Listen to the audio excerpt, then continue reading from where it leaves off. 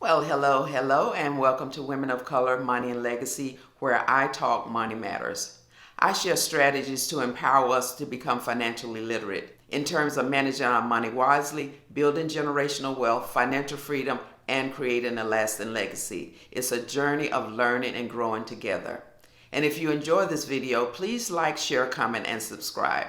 That being said, let's jump right into it. Now, if you were with me last week, you'll remember I talked about the money mindset, how to condition the mind for financial freedom. As I stated, wealth is a relative term. What it means to me might be totally different from what it means to you. For me, financial freedom means having enough money to control my own time and financial destiny. It doesn't necessarily mean that you are a millionaire or billionaire. I share 7 keys on how to condition your mind for financial freedom. I talked about setting financial goals. Now, most people work a 9-to-5 job and earn a salary in exchange for the amount of time that they put into that work. And you might look at that paycheck and think that you can't afford to invest, when the truth is you can't afford not to. And depending upon your state of affairs, you're going to have to create additional income in order to invest. And that's what I want to talk about today. I'm going to share several ways to level up your income so that you have money to invest. So no excuses about not having enough money. Now, with this additional income, you should first focus on setting up a 3 to 6 month emergency fund. Then you want to work on getting out of debt. Now, if you have enough income to work on these 2 areas simultaneously, that's even better. Remember, it's a process. We're not talking about some get-rich-quick scheme here. That's not how the world works. It's a process. You have to put in the work in order to position yourself to go from level to level. I said it in the last video, and I'm going to keep saying it until I'm blue in the face. You have to live below your means. You can't take this additional income and buy more stuff. That's why I talked about the money mindset first before jumping into leveling up your income, because it starts in the mind. Change your mind and change your money. You have to make that decision. Your primary income is your job, which takes care of the necessities, such as your food, clothing, shelter, and insurance, or other essentials. You're creating this additional income for investing. How are you going to level up your income?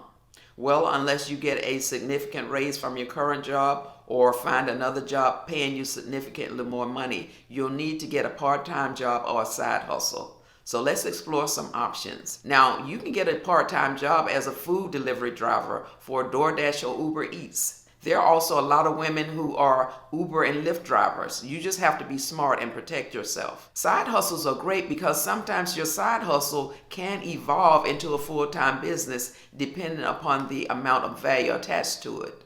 What are your hobbies? What do you enjoy doing in your downtimes? Perhaps you're skilled at baking or cooking.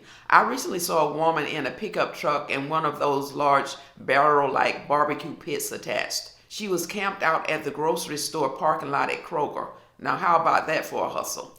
Whatever you enjoy doing and good at, consider how you can take that skill and monetize it. You can start selling to friends and family, then get the word out on social media, Facebook or Instagram. Let me give you 4 other ideas for a side hustle just to get your mind or your imagination to start spinning. Number 1, buy new or pre-owned merchandise at a discount.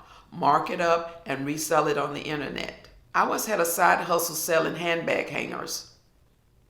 This was about 10 years ago, before the market became saturated. And it wasn't an expensive endeavor. I had a free website. I'd buy the purse hangers from international merchants for about, say, $5 and sell them on my website for $10, $15, $25. And at the time, Neiman Marcus was selling these things for $30. And it was a decent side hustle. You can even set up an eBay store and sell your goods. So that's side hustle number 1. Number 2, become an Airbnb host. This is another side hustle I tried in the past, was Airbnb. I had a fully furnished basement in my house that I never used, so I decided to give Airbnb a try. Now, it didn't work out for me in the long term because their policy really doesn't allow you to discriminate when it comes to gender. And being a woman who lived alone, I preferred only female guests. But Airbnb said no, that goes against our discrimination policy. So for me, it practically ended before it started, but it is a good income. And you don't have to rent out your entire house. You can rent out a room. Number 3, you can become a freelancer as a writer, a proofreader, or creative talent. I personally hire freelancers regularly from Upwork.com.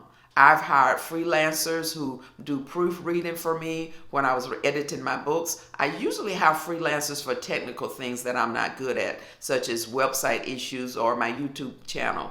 I've hired video editors and graphic designers and other specialists because it's something that I'm not really good at. So if you have a creative skill, then definitely consider how you can monetize it. So freelancing is another side hustle. And the 4th side hustle I want to share is to be a sitter. You can be a babysitter or an elderly sitter.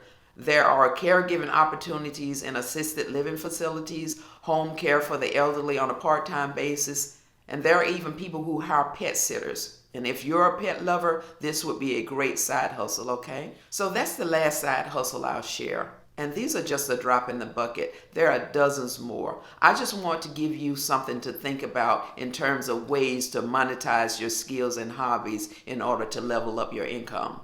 Now let's move on. Once you decide on a part-time job, a side hustle, what vehicle are you going to use to get you to financial freedom? You need a vehicle that is going to substantially grow your income over time. And the 3 investment vehicles I want to share with you to get you to financial freedom are starting your own business, investing in real estate, and investing in the stock market. And let's look at each of these vehicles. Now, having your own business can definitely get you to financial freedom, but it does require you to work hard. You will work harder building your own business than working at a job. But the upside is that you control your own time. You're not working your tail off making someone else wealthy.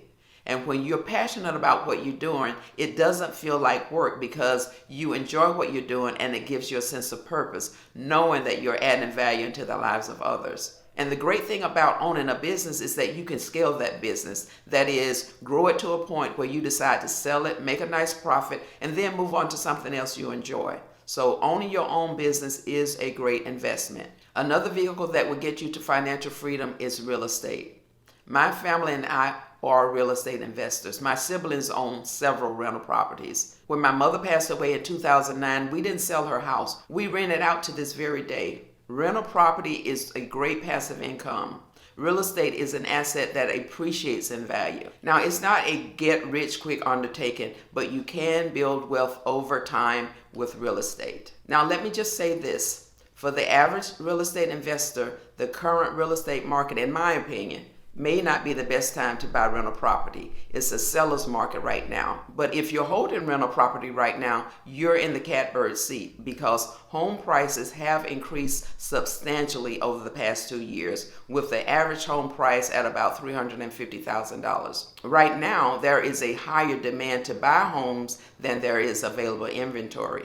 And landlords are capitalizing by either raising the rent or selling the property to cash in on this current trend. This could change next year, but we'll just have to wait and see. But that being said, real estate is an investor's dream. Now, the third investment vehicle is the primary vehicle that I use to grow my money, and that is the stock market. I mentioned in my last video that it was my 70-something-year-old brother who introduced me to the stock market, and it has actually become my long-term investment vehicle for building generational wealth and leaving a legacy. I have 3 separate brokerage accounts. One account is where I invest in stocks for my generational legacy goals, and it pretty much runs on autopilot. Each month, I have a certain amount of money that is automatically deducted from my bank account into a brokerage account. Now, my other 2 brokerage accounts is where I invest in my 2 to 5 year goals for the purpose of living well now. Once I reach my 2 to 5 year goals, I reset those goals. Now, I also have other investments. I'm an angel investor. I'm invested in several startup companies. I'm invested in cryptocurrency. Now, I'm not recommending them to you here and now because they are more volatile and riskier than others. And if you are new to investing, it might be better to start investing in vehicles that are more traditional, including your company's 401k or Roth IRA. Now, I'm not telling you not to invest in them because I don't know what your risk tolerance is, but I would advise you to do your own research and weigh the pros and cons. Given these three vehicles that I've recommended, I would encourage everyone to invest in the stock market. There are millionaires that are being made every day in the stock market, and you can start with a small amount, say $500 or $1,000.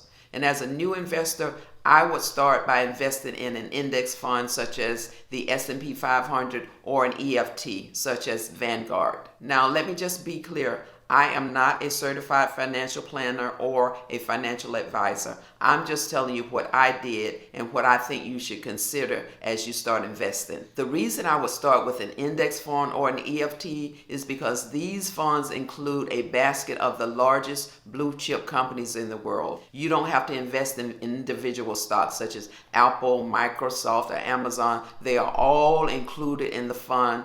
And these are all stable companies. They aren't going anywhere. So just go and Google S&P 500 Index or Vanguard and look at the list of companies included in these funds. Vanguard has several EFTs to choose from, and they are industry specific. Go check out their website. The companies in these funds have an excellent reputation. And the beauty about an index fund or an EFT is that you don't have to do the work of analyzing in these companies individually. They have done the work for you. And the number one benefit of investing in these funds is the compounded interest.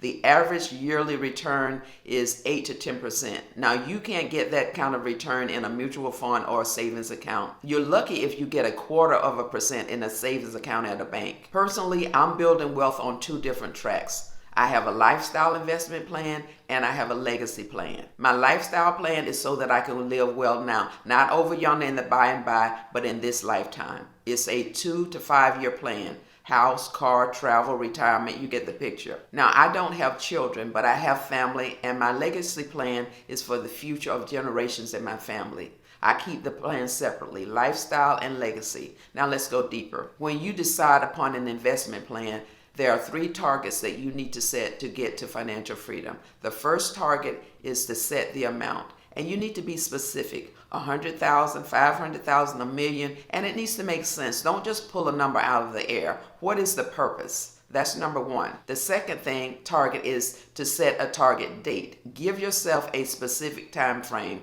Let's say that you're 30 years old and you want to retire by the time you're 50. That gives you a 20-year time frame to reach your financial goal. So that's number 2. Next, establish the vehicle. Now, if I'm going on vacation, I have to decide whether I'm going to get there by plane, Amtrak, boat, or car. So I have to establish what vehicle I'm going to take and the best route to get me to my destiny. So when you decide upon an investment plan, you need to establish a time frame and the vehicle to get you to your destination, okay? So there you have it. I've given you various ways in which you can level up your income to get additional money for investing. I've given you 3 vehicles and 3 targets to get you to financial freedom. Now, next week, we'll go deeper into mastering our money. As I've stated before, this is a journey of learning and growing together. Hopefully a never-ending journey as long as we're on this earth. It's called purpose. I have my game plan, and I want you to come up with your plan if you haven't already. My assignment for you this week is to brainstorm and come up with your game plan. Write down in your journal 3 hustle possibilities, your investment vehicles, 1 or more, however many you decide. I will start with 1 or 2, and your 3 targets. You can do this. You got this, and I believe in you. That's going to wrap up all that I have to share with you today. Thank you for staying until the end. Again, if you enjoyed this video, please like, share, comment, and subscribe. Click on the notification bell and receive an alert each time I upload a new video. Until the next time, take care, my love, and bye for now.